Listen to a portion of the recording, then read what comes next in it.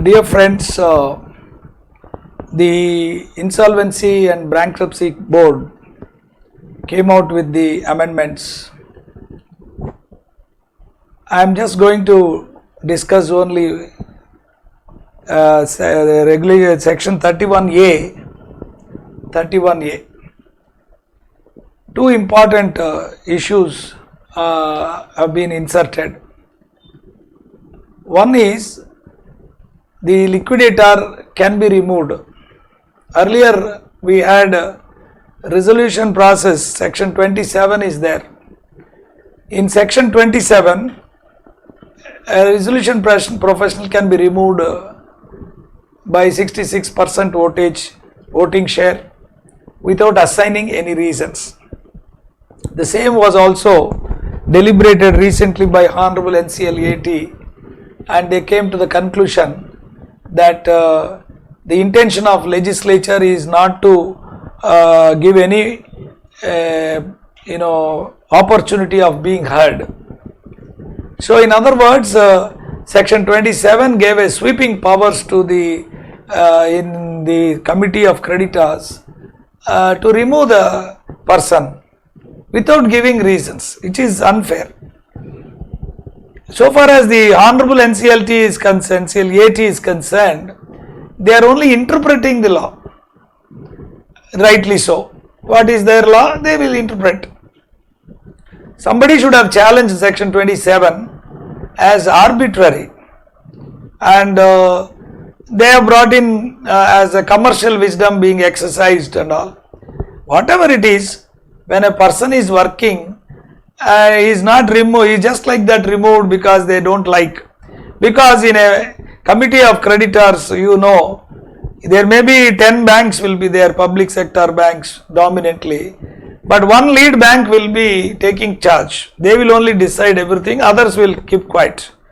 And the protocol is maintained like that, and the lead bank will have their GM sitting, whereas the other banks will be represented by chief manager or below their level.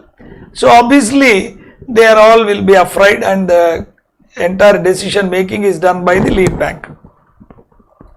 So that nobody has challenged these regulations.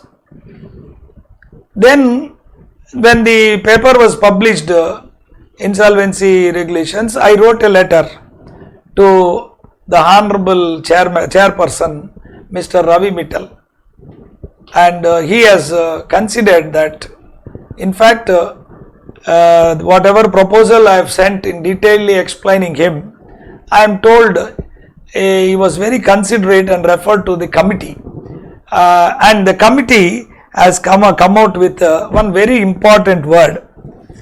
You please read that section 31A, sub-regulation 10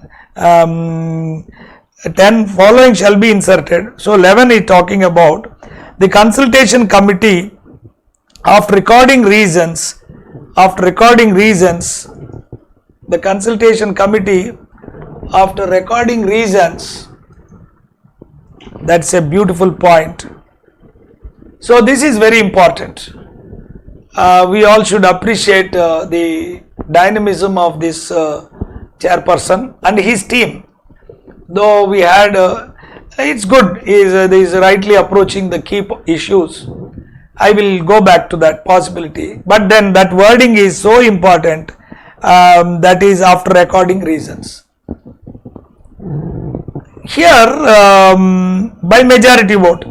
Earlier is liquidator cannot be removed. Even the proposal, if you see, there is no specific provision to remove the liquidator. And regulation 3 of IBBI regulations is there, which will clearly say the eligibility criteria for the liquidator. That point is there. But here they have made it very clear, you give the power, because giving too much power also is a problem. You are not able to remove the liquidator, then entire trust is given. It is also bad for liquidator because everything is on him, and if you get caught or some reason genuine mistakes are there, you will be hauled up, because if your father and son is there, The son may be doing mistakes, good, bad and all, because father is daily watching, he'll know. So his approach to dealing with the son will be different. But if it is a adjudicating authority, somebody will specifically make a complaint on this. And then he will give judgment on that only. So what all the hard work you have done will not be known. That is the problem. And this is a business legislation. It cannot be brought under regulations. Anyway, beautiful point. The consultation committee, after recording reasons, word is there. It means that principles of natural justice has to be laid down. And that means how to, they have decided 61% to remove. They can do it.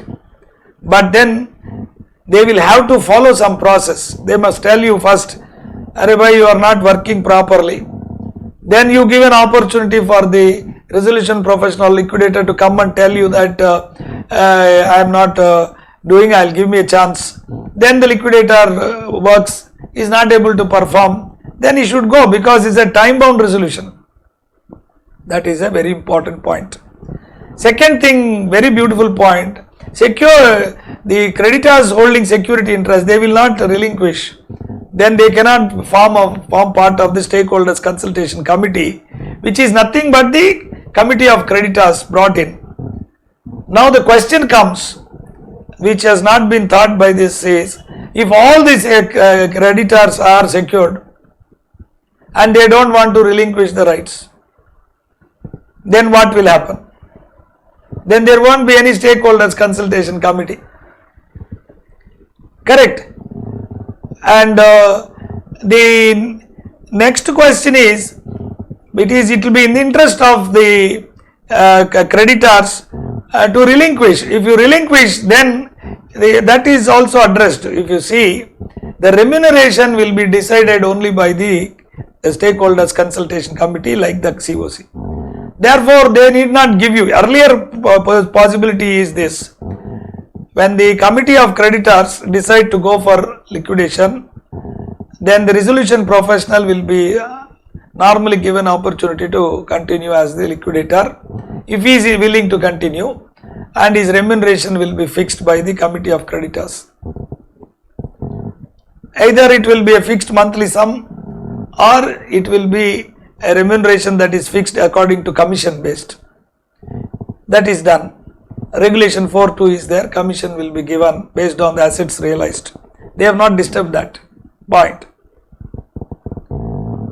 Now you are in a situation that is not being addressed here, is I have done all the work and everything is complete, but that is in a situation, this is a high fighting area, because the promoters will not leave the company, and if the liquidator has done very well, performed extremely well, they will re-enter, and in that case almost you are clicked, you are under commission, as on date you didn't receive anything, then they remove you. What will be the remuneration for the days you have spent? That has not been discussed, but it is 11 says, provided that where a liquidator is proposed to be replaced, he shall continue to work till his replacement, 1, and be suitably remunerated for the work performed till his replacement. This is what I have sent on point. Now how to interpret this thing? It is to be interpreted like this, that is, in situations where liquidator is working and he has done the work, but then in the last minute, two things he has, we must thank Mr. Ravi Mittal. He took up whatever I suggested. Maybe I am not taking credit for what I have done. It is not necessarily by me. Many others also would have sent. There are more intelligent people are there. And then there IBBI itself has brilliant people sitting now. He is a dynamic chairperson. I am extremely happy. So here the interpretation should be, in a given situation, the liquidator has to be remunerated for the work done. Suppose in a liquidation, no remuneration is fixed as of till date, and then his remuneration is based on the commission. and then he has done the work for let's say 2-3 years, and there is a scheme is there 230.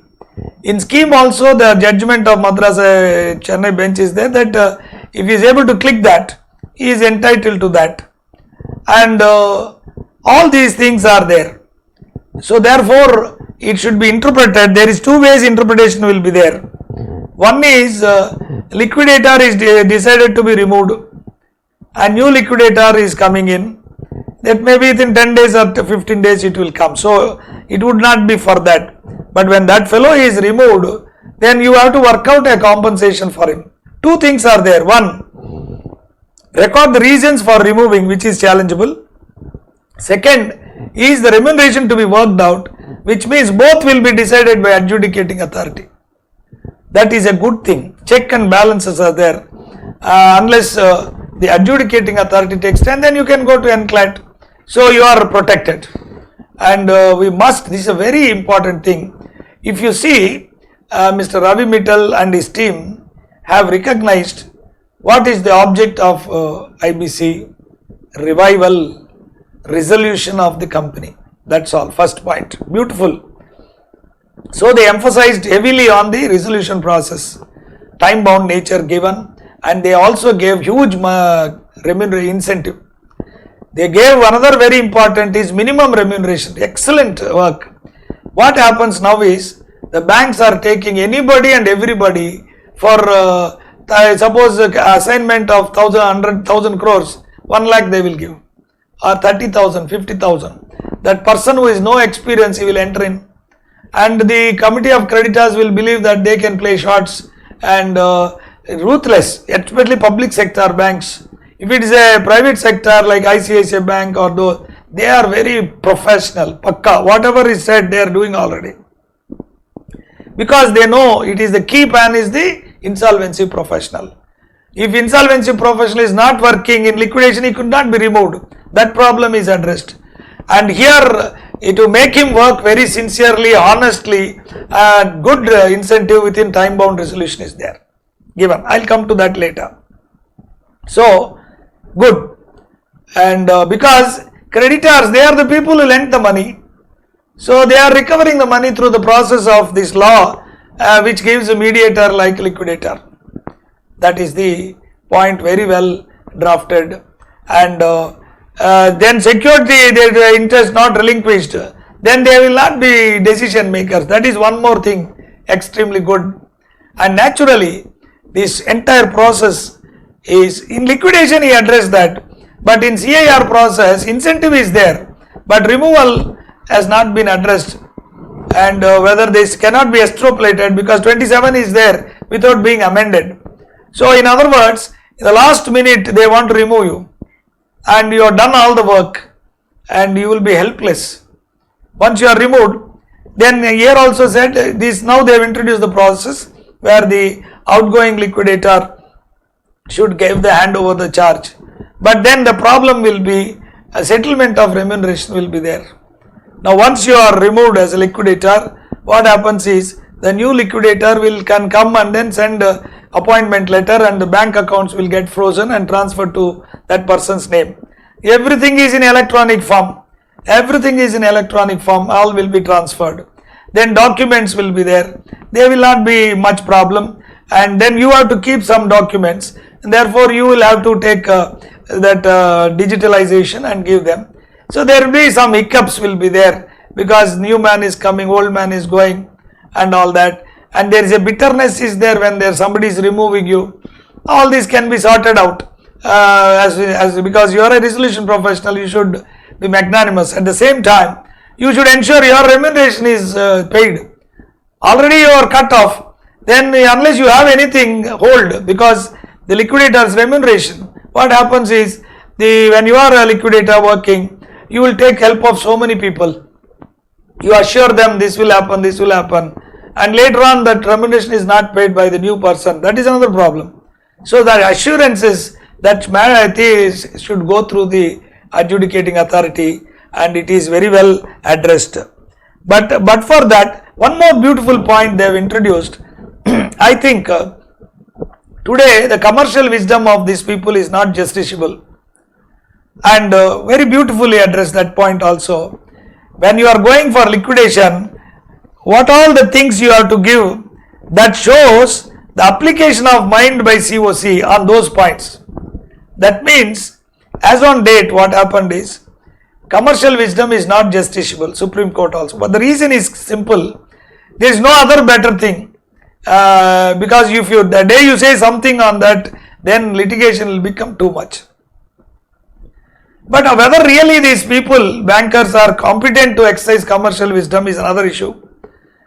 So they have introduced the parameters. At the time of liquidation, what are the issues that are supposed to be discussed, and that is very beautifully realized. That means they are trying to introduce when the CIR process has failed, and then the committee of creditors are thinking of going in for liquidation. There is an intervening period will be there, filing the case and then getting the result. During this process, the COC continues. Today it doesn't come, it's honest, 330 days is over, and therefore that one point they have addressed well. And during that period, 230 can be explored. So there is no hard and fast rule like liquidation. That also 30 days time is given after liquidation date if the stakeholders decide that is necessary. That is a beautiful point, because 230 is a big failure, and that is another point they have introduced. And between these two periods of they are recommending for liquidation and then order comes, you explore the possibility of 230, giving free hand. And then if the committee, first they have to decide, take into consideration various factors, which I will take into consideration in my clause by clause analysis. I will do it little later. Today I am only seeing the implication of the total. The total focus is IBBI is the regulator of the insolvency professionals. Insolvency professionals are the key people. Then the object of IBC is a time bound resolution. Revival and liquidation is the last resort. Till date, before Ravi Mittal sir coming into picture, 97% of the companies admitted to CIR process have gone for liquidation. The realizations are too meager and bad, and there is a complete failure of the code with 8 lakh crores lost, jobs lost, millions of jobs lost. So there is a lot of criticism. And I have also filed several writ petitions. Pills 11,059, and everything addressing these issues. And whether Mr. Ravi Mittal has read that or not, mostly addressed those points, except few other things. But now his approach is correctly is approaching. He says, okay, this is the goal. Supreme Court has said, Honorable Supreme Court has said this, revival. How to get it revival? And he got the point. Revival is in the hands of only the resolution professional, whom he can control. IBBI cannot control bankers, and IBBI cannot control NCLT. Adjudicating authorities will think IBBI is lower than them, like that. So their jurisdiction is only confined to the resolution professional. So how to strengthen the mechanism, achieve the goals through these people, they have addressed it. Beautiful. Now first point is appointment of resolution professional, and then all that, okay, give it to the creditors, let them do what they want. And then they gave rules for this fellow to be done. Now question is, what is the conflict between these two people, resolution professional and the private sector bankers, public sector? Time. And then this fellow is now the minimum remuneration he has introduced. Beautiful. That solves all problems. Then bankers will think good person they will appoint. People with infrastructure, and supposed to be. I don't know how far it is there, it's all influence only. But still, the people who ever want to appoint will be eliminated. Suppose minimum is 500 crores is the claim. There is a fees of 3 lakhs. All will apply minimum 3 lakhs, if not more. And minimum 3 lakhs, they will think whether it is worth to give to these people. What did you achieve? How did you achieve? And things like that. Second, if you are going to achieve time bound resolution, you get incentive up to 1 crore rupees. Then people will go out to do the job. Why should you indulge in corruption, which is alleged? There is a lot of corruption everybody is alleging, and it has become a very remunerative profession. So he addressed kill that right spot, the nail in the coffin, they say, exactly. All other procedures, all are small things, time bound advertising, giving and all that, minimization of litigation, all those process, and part sale of asset, that I will come back to you next. Then he decided, suppose you are not able to achieve it in that 330 days, then you are not entitled. Then the question is, what about the litigation? Today the problem is the NCLT doesn't have judges, and that is continuing perennially, and no matter is being taken up. So there is a judicial delay. Then what about the hard work these people are ready to do? That should be excluded. That point has not been there, but it is implied. Mostly that will be exceptional circumstances, something to be introduced, you can challenge that way. Nevertheless, that they cannot do, then that will become a litigation point. But then he thought, before going to liquidation, ordering for liquidation, there should be some recording of what is the possibility, what is the asset position, what is whether they are performing or not, some clarity that is required. Then the question is liquidator appointment. There was a proposal to change his remuneration periodically, and whatever is that, he gave the power to, that power is not to be exercised, I think so. Remove or keep him. If you are not happy, that's what I wrote a letter to him, that you are paying 5 lakhs to a person, you are not happy and say 2.5 lakhs I pay. Not happy is not happy.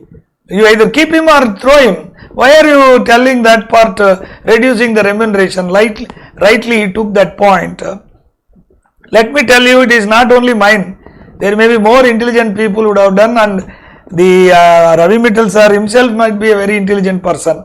But then this is what I have written, and they seem to have considered it. That's all I can tell you. So they don't want you record reasons. That's a wonderful point he introduced with regard to liquidation. And his emphasis appears to be give top priority to CIR process, and liquidation should not come. Over and above liquidation is coming, then go for complete faster sale of the same. There they have not introduced any remuneration incentives for that. That is one point which may be coming later after the experiment is tested in CIR process. They may be going in for that. And naturally, because nothing more can be done by IBBI with regard to bankers, he can't do. Promoters attacking, that's a market demand and supply. He cannot do much about the adjudicating authority mechanism. It's a time bound process with judicial process, and therefore whatever has been done so far appears to be quite good. And one more important thing is, this is a business legislation. I am told even the disciplinary matters concerned, a lot of practical approach is being laid down for dealing with the professionals, erring professionals. So with these few lines of broad discussion, main point I understand, one is procedural things, that is sale of assets in part. That's a beautiful idea. We'll discuss in detail with a practical experience that I have. And I think it is broadly a beautiful decision, and particularly with regard to remuneration part of resolution professionals as well as liquidators, and giving both sides removal. He didn't remove that decision making power. Voting share is there. This committee of creditors, he says they advise on the advice. He should work on the advice of the stakeholders consultation committee. So that means the advice will be binding. Earlier that one should have been removed, where that gives power for liquidator to take all the people's advice but not binding. As on date, that one still is continuing. That means liquidator continues to have that power. That part we will take up for discussion tomorrow. Thank you, friends.